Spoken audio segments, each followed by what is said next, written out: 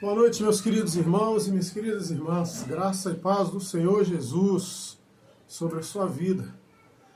Nós temos grata alegria no Senhor de poder estarmos aqui mais uma vez reunidos para, nessa noite de quarta-feira, aprendermos juntos a santa palavra do nosso Deus, que tem cuidado de nós, tem sido bondoso para conosco. Vamos ter uma palavra de oração aí. E dessa palavra de oração, nós então daremos início ao nosso estudo bíblico nessa noite aí. Oremos. Senhor bendito, em nome de Jesus, nós nos achegamos a Ti mais uma vez, dedicando ao Senhor nosso coração, nossa vida, nesses dias difíceis, para que sejamos instruídos pelo Senhor, pela Sua palavra. Ó Deus, ajuda-nos nessa noite, como o Senhor nos tem ajudado durante os dias das nossas vidas. E ajuda-nos, Senhor, de modo especial a nos aproximarmos do Senhor, a sermos diligentes, a exercitarmos, Senhor, a nossa fé, a exercitarmos realmente nossa alma para estarmos de fato preparados no dia de Cristo Jesus, mas antes disto, até que Ele venha, para estarmos preparados, Senhor, para travar as batalhas dessa vida que nós temos que lutar com varonilidade, em nome de Jesus. Que o Senhor nos encha de poder e de graça, nos encha, Senhor, de misericórdia, de perdão, porque nós precisamos do Seu amparo todos os dias. Cuide de nós e instrui nossas almas essa noite, por meio do estudo da Sua palavra, em nome de Jesus. Amém. Antes, porém, de estudarmos a palavra do Senhor, nós vamos aqui fazer o estudo, cantar juntos o hino de número 155 do nosso Inário Presbiteriano. Os irmãos já o conhecem muito bem. Castelo Forte, hino 155. Procura sua colinha aí no celular, na sua Bíblia com o Inário, e vamos cantar todo mundo junto. Hino 155 do Inário Presbiteriano, Castelo Forte, Inário Novo Cântico. Vamos lá. Castelo forte é o nosso Deus, espada e bom escudo, com o Seu poder defende os seus em todo transe agudo. Procura pertinaz, persegue Satanás com amigo cruel.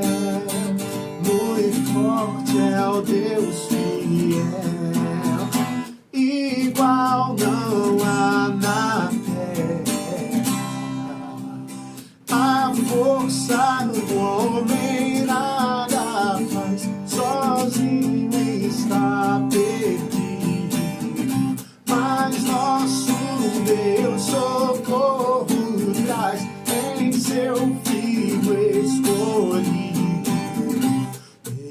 Sabeis quem é Jesus, o que venceu na cruz, Senhor dos altos céus, e sendo o próprio Deus, triunfa na batalha. Se nos quisessem devorar, demônios não contados, não nos iriam derrotar, nem ver-nos assustados. O príncipe do mal, com seu plano infernal, já condenado está, vencido cairá, por uma só palavra de Deus o Verbo fica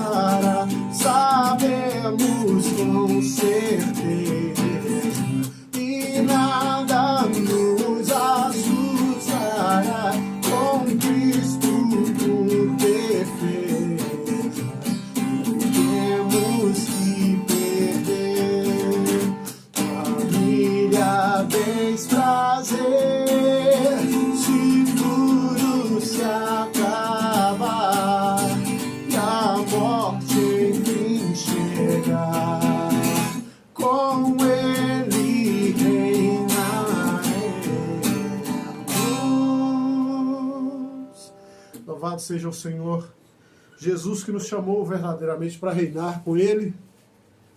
Antes de passarmos ao estudo, nosso estudo dessa noite, hoje tem por mim que talvez estudemos apenas 2 perguntas do nosso breve catecismo, porque nós temos muita coisa para discutir e eu quero ler um pouco mais dos textos bíblicos que nós temos para essa noite aí, textos base para a gente trabalhar nossas questões dessa noite.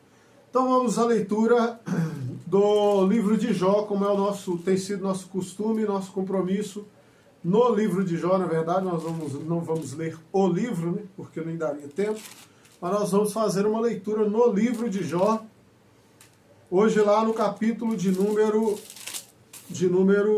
14. Jó 14. Jó 14. Vamos lá, a leitura. Acompanhe aí da sua casa, acompanhe com a sua Bíblia o livro de Jó, capítulo 14 do livro de Jó, onde as escrituras dizem: o homem nascido de mulher vive breve tempo, cheio de inquietação. Nasce como a flor e murcha, foge como a sombra e não permanece. E sobre tal homem abre os olhos e o fazes entrar em juízo contigo? Quem da imundícia poderá tirar a coisa pura? Ninguém. Visto que os seus dias estão contados, contigo está o número dos seus meses. Tu ao homem puseste limites, além dos quais não passará.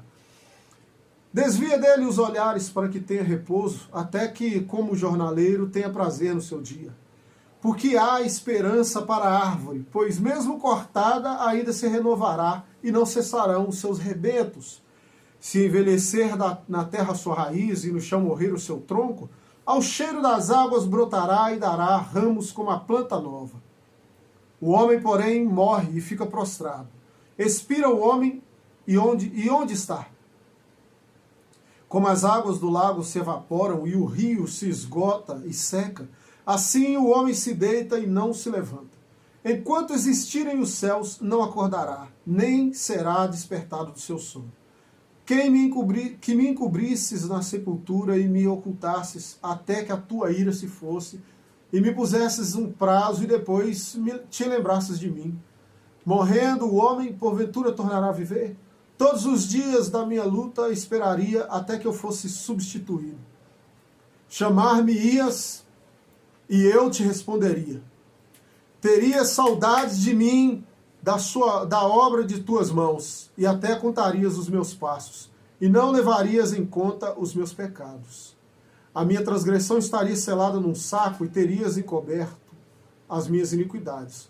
Como o monte que se esboroa e se desfaz, e a rocha que se remove do seu lugar, como as águas gastam as pedras e as cheias arrebatam o pó da terra, assim destróis a esperança do homem. Tu prevaleces para sempre contra ele, e ele passa. Mudas-lhe o semblante e despedes para o além. Os seus filhos recebem honras e ele não sabe.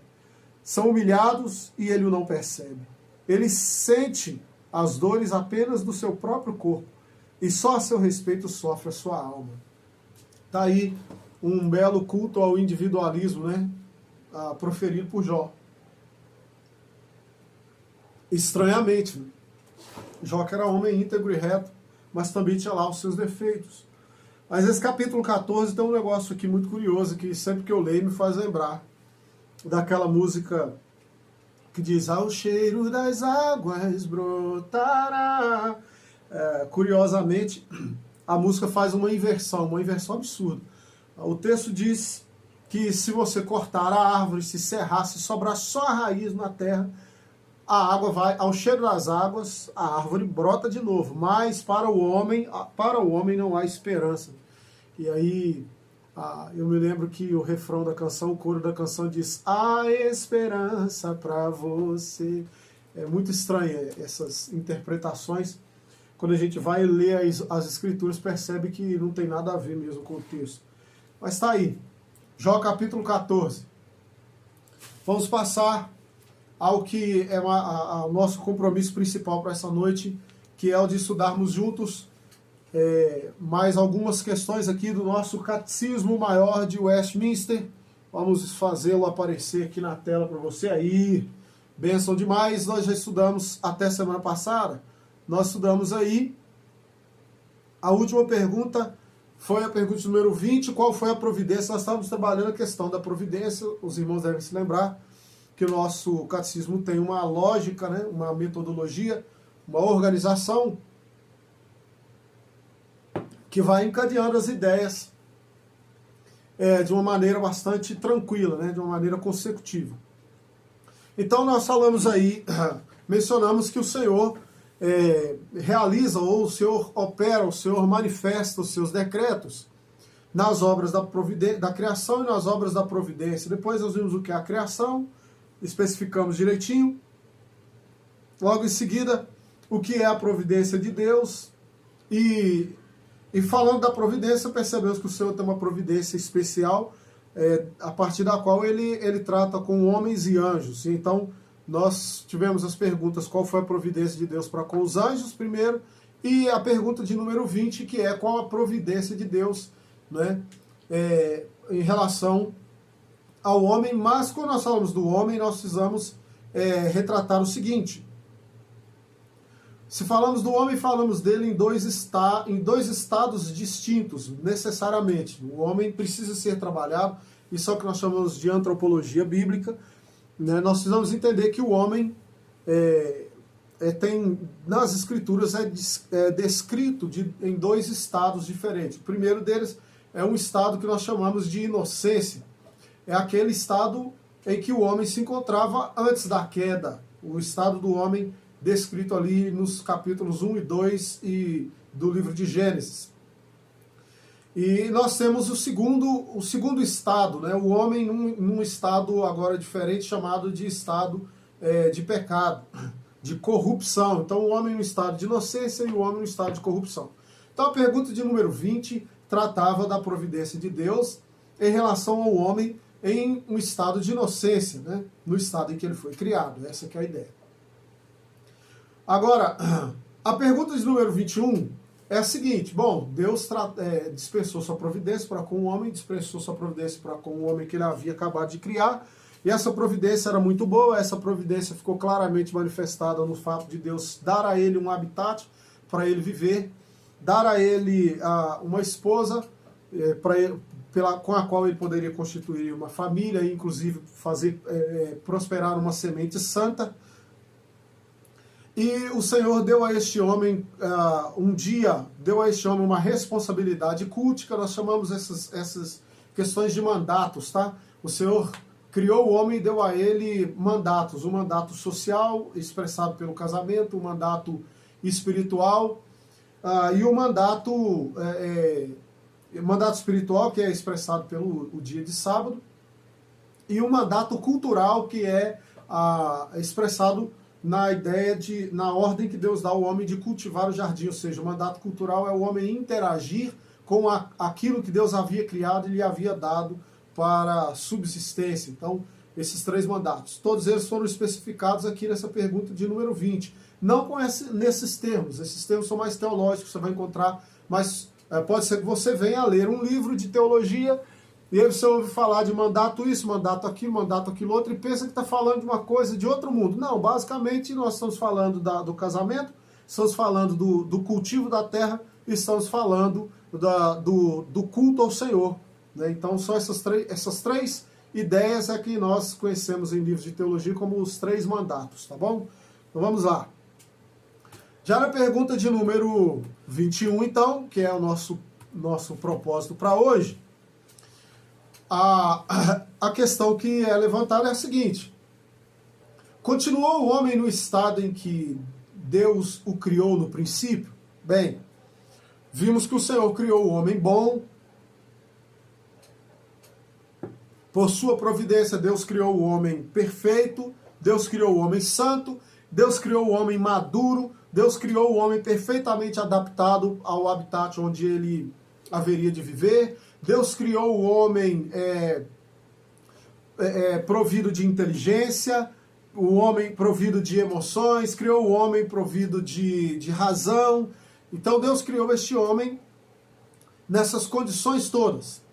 E agora a pergunta é, mas o homem continuou, o homem permaneceu nesse estado em que Deus o criou, né, em que Deus o criou no princípio? A resposta pura e simples é não, né? Mas o nosso catecismo maior estende um pouco a resposta a essa pergunta, dizendo que os nossos primeiros pais, sendo deixados à liberdade da sua própria vontade, pela tentação de Satanás, transgrediram o mandamento de Deus comendo do fruto proibido e por isso caíram do estado de inocência em que foram criados. Tá? Então, nós temos aí a resposta à pergunta a seguinte: nossos primeiros pais sendo deixados à liberdade da sua própria consciência. Então vamos começar a fazer aqui algumas observações importantes em relação ao que está sendo dito aqui. Primeiro, você precisa notar que nós não trabalhamos dentro do nosso catecismo, quando nós falamos de Adão e Eva, nós geralmente não referimos a ele, como você vê aí, como as primeiras criaturas. Não. E por que é importante você perceber isso? Mais adiante, nós vamos falar sobre a questão da propagação do pecado. E então você precisa entender que desde o princípio teológico fundamental, que inclusive vai dar base para trabalharmos a questão da propagação do pecado, é o princípio de que Adão e Eva não eram apenas dois seres, eram, na verdade, os pais de toda a geração humana que viria depois. Seriam os pais de uma geração santa, assim como são os pais de uma geração que caiu, conforme nós vemos aqui, não é? Caíram do estado de inocência em que foram criados, tá bom? Então, nossos primeiros pais, né, sendo deixados à liberdade da sua própria vontade, veja bem, são perfeitos, são santos, são puros, foram deixados à liberdade da sua própria vontade. Que vontade? Uma vontade perfeita, uma vontade santa, uma vontade pura, uma vontade que era toda condizente com a sua própria natureza, com a natureza da qual eles foram dotados quando da sua criação. Então, esse homem e essa mulher foram deixados à liberdade da sua própria vontade. Né? Outra coisa importante para você entender a ideia de como o pecado veio a fazer parte da nossa natureza. A gente não existe uma resposta objetiva para a questão psicológica que envolve o pecado. Tá?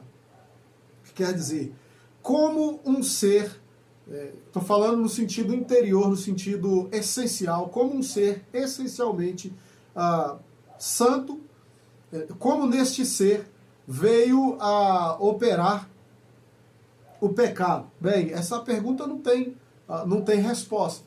Nós sabemos que o pecado passou a existir, e isso é um fato. O fato de nós não sabermos como foi possível que um ser santo viesse a ser corrompido pelo pecado não torna inválida, não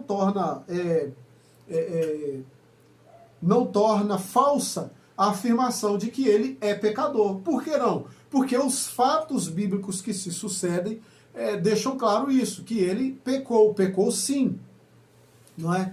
E a questão é a seguinte, mas como isso foi possível, né? Como isso aconteceu, na verdade? Como isso se deu? Esse pecado se deu, diz aqui o final deste nosso slide, pela tentação de Satanás. Bem, aí você já começa a ter talvez alguma luz para você entender. A pecaminosidade não estava embutida realmente no caráter do homem criado pelo Senhor. Nunca foi propósito de Deus. Ele o fez santo. Né? Mas este homem foi feito santo e livre.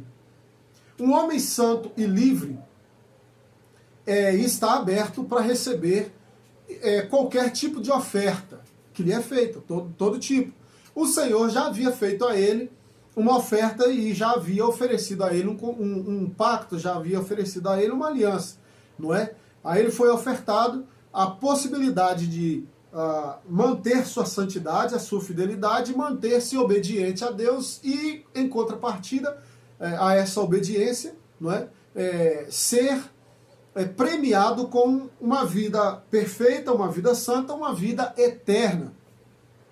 Muito bem, esse homem santo recebeu essa proposta da parte de Deus, mas o início do capítulo 3 do livro de Gênesis é muito curioso, porque diz: a serpente mais sagaz do que todos os seres viventes, né,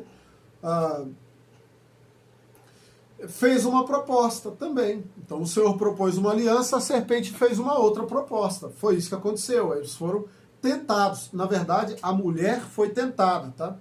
Isso, ao contrário do que a gente costuma pensar, né, e principalmente as mulheres, que quando a gente diz, olha, foi a mulher que foi tentada, a mulher que cedeu, a mulher que caiu, não é? Tanto homens quanto mulheres as mulheres ficam bravas, né? Já começam a ficar meio já começam a ficar um pouco irritadas. Mas os homens já começam a ficar ouriçados também, pensando, aí, tá vendo? Viram só, foi a mulher que caiu primeiro. Isso é um fato, né? Se você lê a escritura cronologicamente, se for simplesmente pela leitura, você percebe que a mulher caiu primeiro e o homem caiu depois, tá?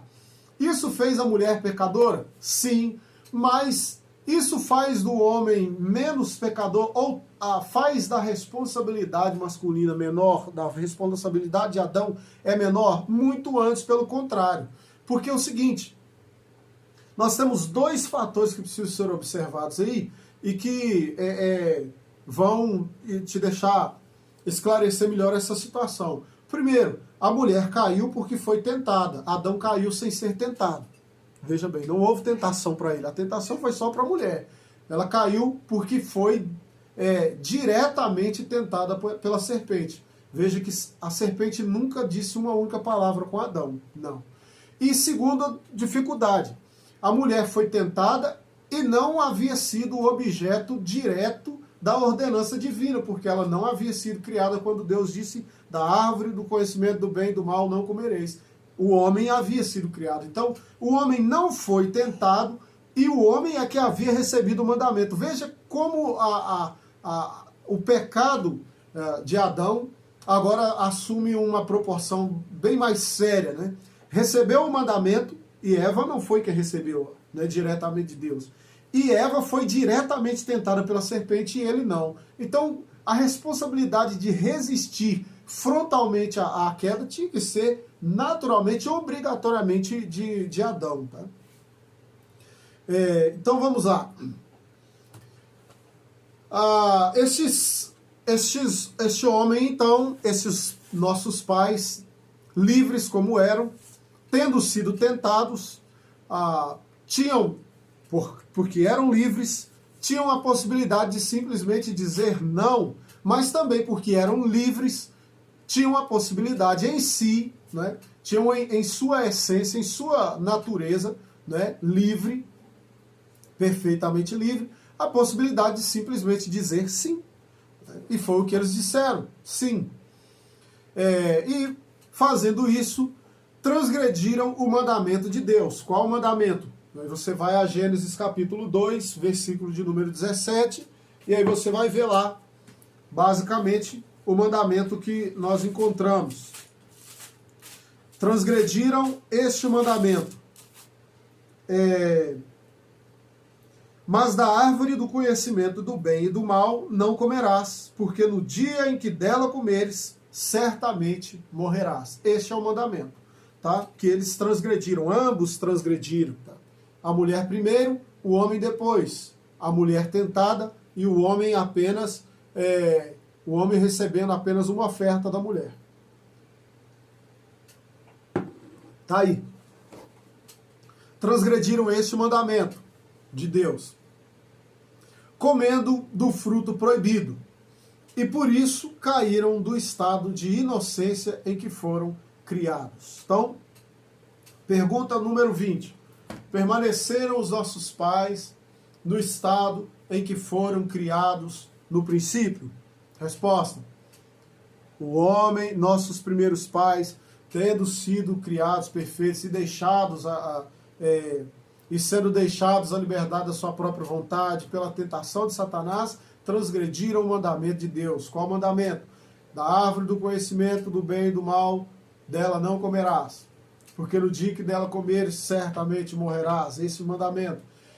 Tendo transgredido esse mandamento, obviamente pelo comendo o fruto, né, pelo ato de comer o fruto proibido, e por isso então caíram do estado de inocência em que foram criados. Tá? Foram criados inocentes e agora a árvore do conhecimento do bem e do mal fez deles agora culpados, não mais inocentes, mas culpados. Um detalhe aqui, também importante. Inocência, nesse caso, quando nós estamos tratando dessa questão da queda, inocência não significa ignorância. Muitas vezes a gente tem o hábito de equivaler inocência com ignorância, né? Fulano ele é inocente. Inocente no sentido de ele não sabia, né, o que ele estava fazendo. Ele não sabia que isso era errado, ele não sabia que aquilo era errado. Né? Não é nesse sentido. Inocente aqui tem um caráter jurídico, entre aspas. A ideia de inocente aqui é o contrário de culpado. Tá? Então, aquele que permanecesse fiel ao mandamento de Deus, não coma do fruto da árvore, né, do conhecimento do bem e do mal. Porque a gente tem essa ideia de como a árvore é do conhecimento do bem e do mal, isso pode nos levar a achar que eles não conheciam algo, comeram o fruto, passaram a conhecer. Quando não conheciam, eles eram inocentes quanto a esse tal conhecimento, e agora eles não são inocentes mais. Não é esse o sentido.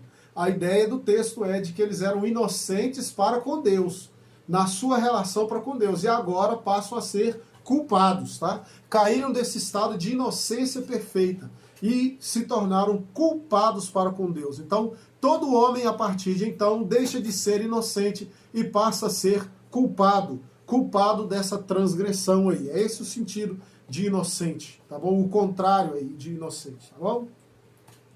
Pois bem, está aí o texto de Gênesis capítulo 3, então, versículos 6 a 8, onde nós encontramos essas afirmações de forma categórica. Gênesis capítulo 3. Vou ler com vocês esses 3 versículos aí das Escrituras Sagradas. Vamos lá.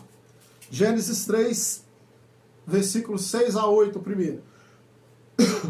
A mulher, vendo a mulher que a árvore era boa para se comer, agradável aos olhos e árvore desejável para dar entendimento, tomou-lhe do fruto e comeu, e deu também ao marido, e ele comeu.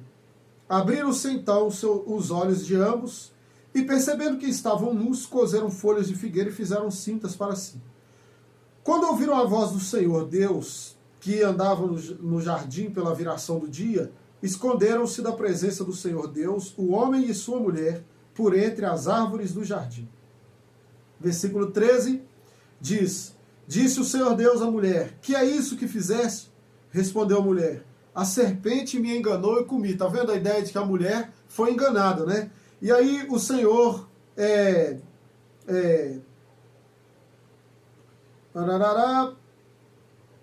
versículo 11, perguntou-lhe Deus. Agora o Senhor está perguntando no versículo 11, está perguntando ao homem. Veja aqui.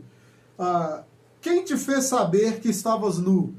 Comeste da árvore que te ordenei que não comesses? Então disse o homem: A mulher que me deste por esposa, ela me deu da árvore e eu comi. Notaram aí? Então a mulher disse: Eu fui tentado. A serpente me tentou, né? Versículo 13 aí, né? A serpente me enganou e eu comi. Veja, a mulher foi enganada. O homem não foi enganado. O homem foi seduzido por sua própria vontade, cedeu a essa vontade e tendo cedido a essa vontade, caiu. Observações a respeito deste texto, do conteúdo do que diz aqui, do que trata aqui a nossa pergunta número 21. Observações assim importantíssimas para a fé cristã do século 21. Primeiro, Gênesis 1, 2 e 3 são provavelmente, pelo menos dentro pela teologia liberal, Gênesis 1, 2 e 3 são os textos, estão dentre os textos do Antigo Testamento mais atacados, cuja veracidade é mais questionada. Na verdade, dentro da teologia liberal, de modo geral, a teologia liberal não considera este texto como sendo um relato histórico, né? Então, a primeira coisa que nós precisamos entender, somos cristãos. E como fizemos semana passada, vamos lá, essa progressão aqui. Somos cristãos. Somos cristãos protestantes. Somos cristãos protestantes reformados. Somos cristãos protestantes reformados presbiterianos. Ótimo. Entendeu essa lógica? Você compreende que essa é a sua natureza cristã? Eu preciso que você assimile isso. Você é um cristão, mas você não é simplesmente um cristão. Hoje as pessoas têm vergonha de falar de seu alinhamento denominacional, como se isso fosse assim um demérito para a sua fé. Isso é ridículo isso. Eu tenho vergonha disso. Você precisa identificar-se com alguma coisa, senão será como aquela pessoa que o apóstolo Paulo diz, no fundo, quem não quer ter uma denominação, quem não aceita ser taxado como presbiteriano ou batista, no fundo, sabe o que ele vai ser? Vai ser como a palha impelida pelo vento, né? Levado por toda sorte, por todo vento de doutrina. É isso que acontece. Então, na verdade, essa vergonha que ele tem que ele, na verdade, expressa isso como se fosse um orgulho. Isso é, no fundo, a forma que ele encontrou de esconder a sua fragilidade espiritual e doutrinária. É uma pessoa fraca doutrinariamente falando, não tem alinhamento, não tem consistência bíblica teológica, então ele fala, não, eu não sou presbiteriano, eu não sou cristão, eu creio em Deus, mas eu não sou cristão. Bobagem, você não crê em nada, você não tem firmeza e segurança de nada, por isso que você fica com essa conversa fiada. Eu sou cristão, mas eu não sou denominacionalista, não. Eu não tenho denominação nenhuma. Bobagem. É porque você não tem consistência teológica para se encontrar em lugar nenhum. É por isso. Então, nós estamos falando de alguém... Eu sou cristão protestante, reformado e sou presbiteriano. Sabendo disso, aceitando isso pacificamente, então você precisa compreender que você está encerrado por algumas obrigações. A primeira de todas a Bíblia é sua única regra de fé e de prática. Não tem como discutir isso. É sua única regra de fé e de prática. Por que nós voltamos a esse pilar? Voltamos para que fique claro para você o seguinte: se a Bíblia é sua única regra de fé e de prática, e a Bíblia diz que de si mesma que ela é palavra de Deus, então você está obrigado a aceitá-la como palavra de Deus.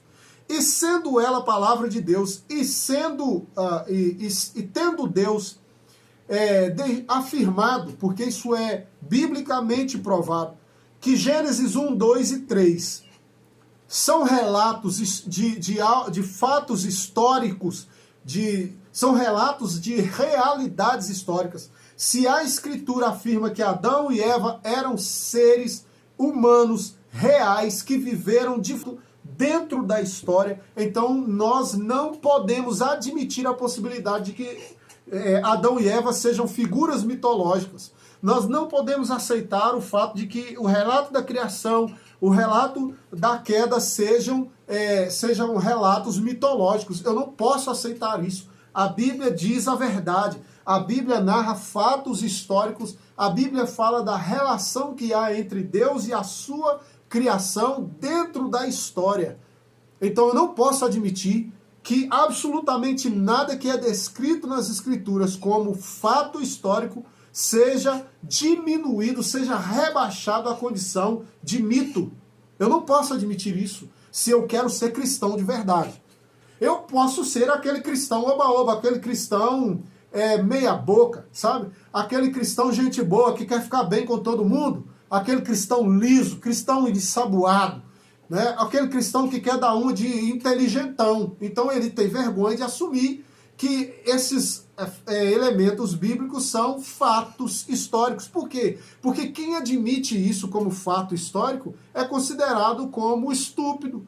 Pois bem, não terei vergonha nenhuma disso. Então não admita isso nunca.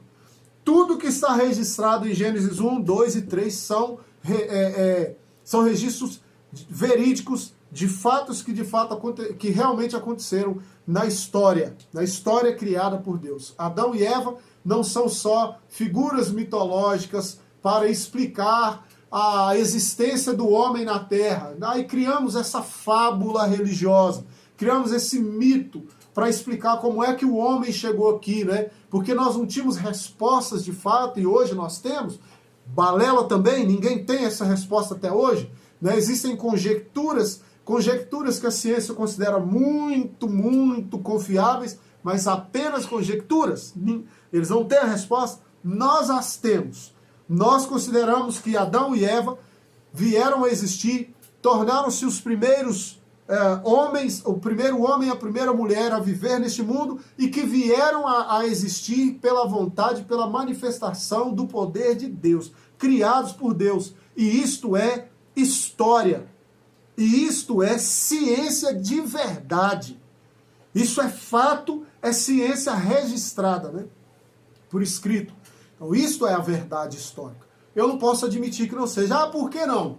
Porque Jesus, quando foi perguntado sobre o casamento, Jesus disse, não tendes lido que no princípio criou Deus o homem e a mulher? Bom, se eu admitir que Gênesis 1 e 2 é mito, que Gênesis 1 e 2 é narrativa, é novela, é uma novela religiosa, então eu estou admitindo que Jesus sustentou essa mentira, Jesus fez o público para quem ele pregava crer que isso era verdade quando não era.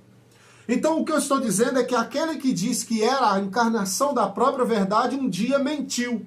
Isso é inadmissível. Jesus aceitava Adão e Eva como figuras históricas. E quem sou eu para não admitir? Como eu serei cristão se eu não admitir que Adão e Eva são figuras históricas? Perceberam? Isso é muito perigoso. Esta a afirmação que parece inocentezinha, parece uma afirmação muito intelectual, é uma afirmação altamente perigosa, nociva à nossa fé, à nossa compreensão da verdade divina. Adão e Eva têm que ser figuras históricas. E se eles não são figuras históricas, veja como há um encadeamento perigosíssimo aqui. Se Adão e Eva não são figuras históricas, então a queda deles também não é. E aí nós temos mais um mentiroso. Além de Jesus, temos o apóstolo Paulo, também um grande mentiroso, porque toda a amartiologia paulina, toda a teologia do pecado que Paulo constrói com base na queda de Adão e Eva. Né? Romanos 5,12, em Romanos 5,12 o apóstolo Paulo trata a queda de Adão como um fato histórico, né? Porquanto, assim como por um só homem veio o pecado ao mundo, assim também por ele a morte, e a morte passou a todos os homens, porque todos pecaram. Veja, Paulo está tratando da queda como um fato. Paulo está explicando a deficiência moral, ética e religiosa dos seus dias. Paulo está dando a razão para toda perversão dos seus dias, quando escreve a carta aos Romanos. E a única explicação que ele dá para isso, a explicação fundamental, é porque todos nós caímos no dia que Adão e Eva comeram daquele fruto. É isso. Ele considera isso como um fato. Não é? Então veja como é perigoso nós aceitarmos pacificamente algumas conjecturas que são apresentadas para nós aí, filosóficas. Elas são todas bem besuntadas. Nós vemos lá no capítulo 13, volta depois e releia o capítulo 13 de Jó, que você vai ver Jó falando de uma mentira besuntada de verdade, né? Veja, isso é uma coisa muito perigosa. Pergunta de número 22, nós vamos ficar com essas duas hoje aí.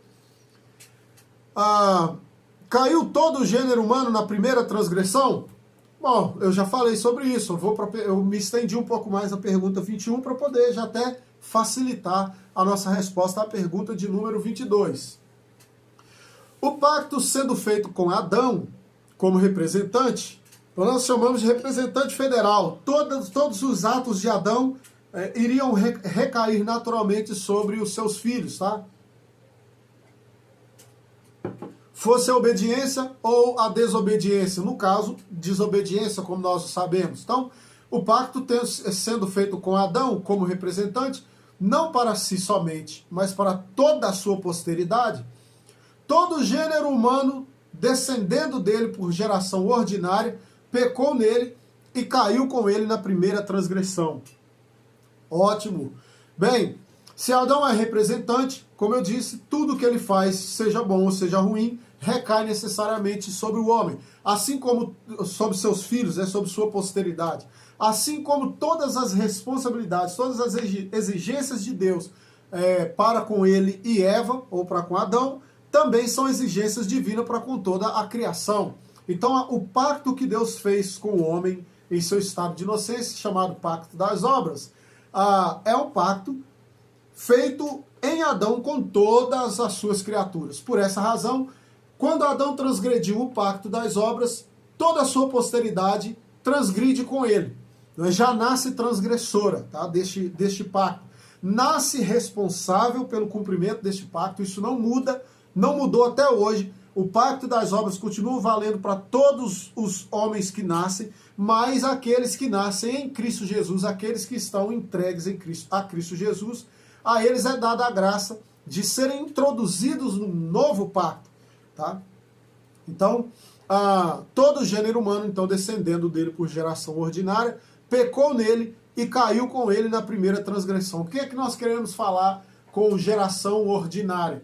Nós não estamos falando de uma geração genética, como quem diz, como se dissesse, olha, há um gene no ser humano que é transmitido de pai para filho, e esse gene é o que traz a natureza pecaminosa consigo. Não é nesse sentido biológico que nós estamos falando. Estamos falando no sentido espiritual. Você precisa se lembrar que o homem, quando foi criado, recebeu de Deus uma parte da sua existência é material e outra parte é espiritual. Então, essa geração ordinária, por esta geração ordinária, o homem tem os seus filhos herdam também aí uma parte que é material, entre aspas, é um corpo físico e também um corpo espiritual, que nós chamamos a alma, né? E essa alma vem aí contaminada por essa transgressão que foi cometida pelo seu pai, né, Adão, tá bom? Todos. Por essa razão, então, que você precisa entender que o nascimento de Jesus não podia ser um nascimento ordinário. A geração do Redentor não podia ser uma geração ordinária, tá? A geração do Redentor tem que ser diferente obrigatoriamente. Por quê? Porque todo homem, toda mulher que for gerado de forma ordinária será gerado de forma pecaminosa, tá bom? Muito bem, queridos irmãos, nós temos aí Atos 17, 26 e Gênesis 2,17, né? Se se lembram aí, o Gênesis 2,17 nós já lemos falando aí, no dia que dela comeres, certamente morrereis. Atos 17 é o apóstolo Paulo fazendo aquele discurso na cidade de Atenas. Vamos ler o versículo 26 para ver o que é que Paulo está dizendo aqui em Atos 17, 26. De um só fez toda a raça humana para habitar sobre toda a face da terra, havendo fixado os tempos previamente estabelecidos e os limites da sua habitação. Então, Deus fez de um toda uma geração. Então, a partir dele, todos os demais vieram. E a pecaminosidade dele foi, então, desdobrada sobre todos os seus descendentes que dele viessem por geração ordinária, tá bom? 2 perguntinhas só hoje, domingo de manhã, se não tivermos ainda uma resposta definitiva sobre esse coronavírus aí em relação à minha pessoa, né, claro. Então nós vamos ter mais uma live, mas eu aviso para vocês, antes de encerrarmos, nós vamos cantar juntos aqui, ó, hino 148, para a gente fechar nossa reunião nessa noite. Hino 148, canta comigo aí nessa oração noturna. Vamos orar juntos e este hino fica sendo então nossa oração de encerramento, tá bom?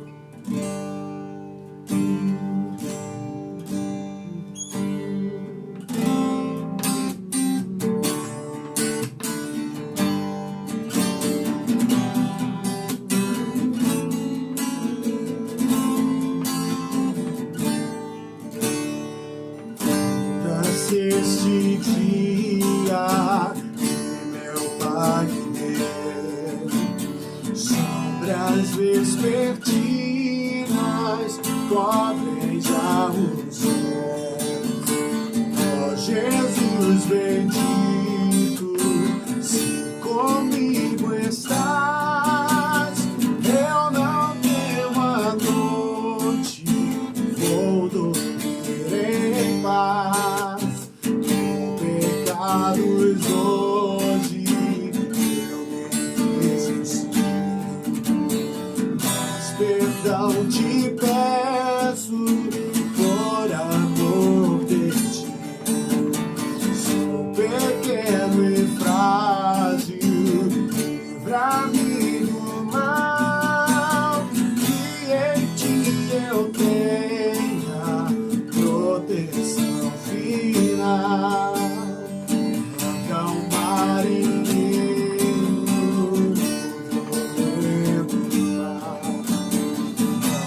Sofre dores, queiras confortar.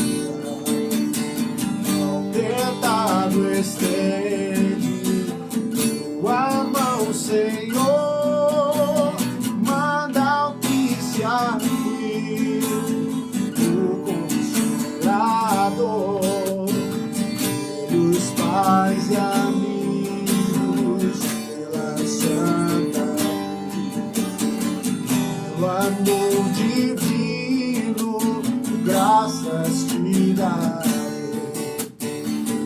Jesus, aceita minha petição e seguro durmo sem perturbação.